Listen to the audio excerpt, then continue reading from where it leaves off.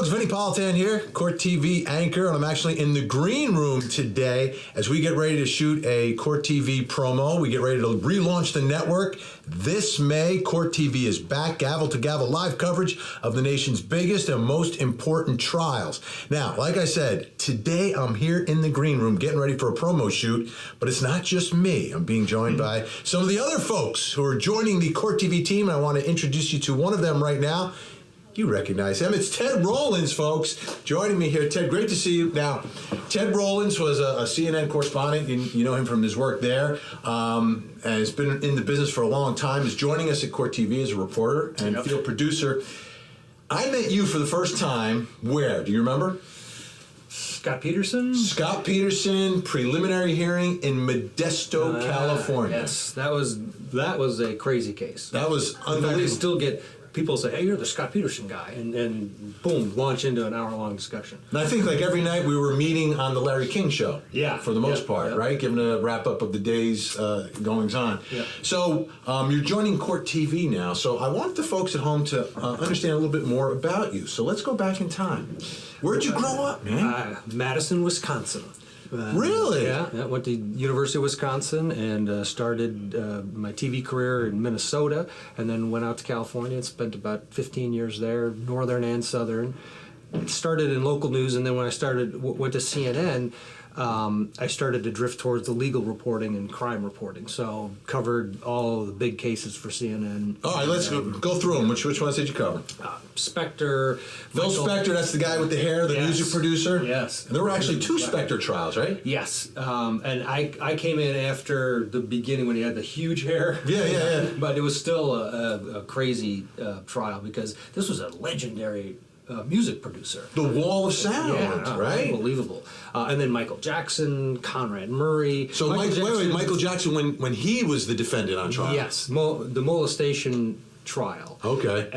In Santa Maria, California. And that was a case that was so compelling because Michael Jackson had this reputation of being accused of child molestation, and all of the pressure in that case was on the defendant. And it was the mother of the child who was the purported victim, and then the victim himself. And both of them failed on the stand. And they did. Tom Sneddon, who's the DA there, who was after Jackson for years because of the Jody Chandler deposition, which was so damning to Jackson. He just pushed this forward, even though everybody in that courtroom sat there and listened and went, "Oh my gosh, this is a lie." And Michael Jackson was found not guilty. One of the best defense attorneys in the country, Tom Mesereau, was representing Jackson after he took it from Mark Garagos, and it was one of the most compelling trials, and that's why one of the reasons I'm so excited how you got about hooked. Court TV. Yeah, but it's just you go in with expectations, and those witnesses totally flipped that trial, and Michael Jackson walks out free, and everybody was shocked if you didn't follow the trial, but if you followed that trial, it was the right verdict. He was not guilty in that case. Yeah, which is, the raw emotion of a courtroom. There's so much at stake that the defendant and each one of these witnesses, that trial more than any of the others for me really articulated that.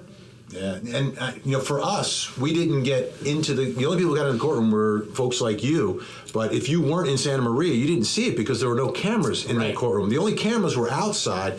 And what we saw was Michael Jackson coming to court in his pajamas. We saw Michael Jackson dancing on top of an SUV. So we had one perspective of it, but you had a whole different perspective of the case. Yeah, the circus outside with the media and all the fans that came out, literally crying, when Michael would come in and he would walk out. And it was funny, we were pinned off, all the reporters. After court, you'd walk out of the courtroom and then you went into this little pinned-in area, and we were just 10 feet away from Jackson as he walked by. And we'd all ask him questions for the first couple of weeks. It would be blah, blah, blah, blah, blah, and he would just walk by. So we came up with a plan that just one person asks the question so we can get an answer.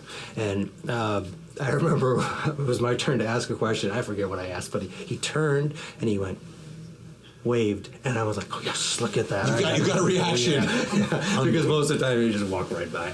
But it was a bizarre trial. Outside, it was a circus. Inside, it was so compelling. If you're a fan of the legal proceedings between Tom Mesereau's expert defense and the fact that the witnesses just fell on their faces, it was so compelling. I wish that was recorded because for folks that love the legal stuff, it was so awesome. Tom Mesereau, and he's got the flowing gray hair, super smart guy, super nice guy as well. He was the attorney for the preliminary hearing for Robert Blake, Beretta. Yes, I covered that one too. And Blake was great. But I've never seen this before. He actually got a judge to change his mind on the spot through his arguments. I mean, that doesn't happen. Like, a judge comes in and they're going to decide what they're going to decide, and they probably made up their mind before they got on the bench. But the judge is on the bench, Mesereau's making these arguments, and you could see the judge changing his mind and ended up dismissing some of the charges. It was amazing, and at that point I knew Mesereau is a special attorney. Yeah. You still keep in contact with him? With Mesereau? No, not much. I saw him maybe 4 or 5 years ago, and we talked a little bit, but I don't keep in contact with him as much as some of the other people, like Cardoza or Garagos. But Tom Mesereau, to me, is the best. If you're in trouble, call Tom Mesereau. I agree with you. So, why Court TV? All right, you're making a career change. You're coming here. You're coming on board. Why? I just it's a dream job for me because I love the drama of a courtroom. I love being in the courtroom, and I'm not a lawyer like you, but I over the years have picked up on a lot of it. So I'm like a lot of the other fans. I'm drawn to the drama of the courtroom, the prosecute. I mean, I just love the whole thing. So for me, this is a dream job to be able to go out, cover trials, report on trials, but be there from start to finish, gavel to gavel. I jumped at the opportunity. It's awesome. Well, it's great. We're lucky to have you aboard, and Ted Rowlands, you'll be out there, owning those trials for us around the country. So if Ted comes to your city, come to the courthouse and say hi to him.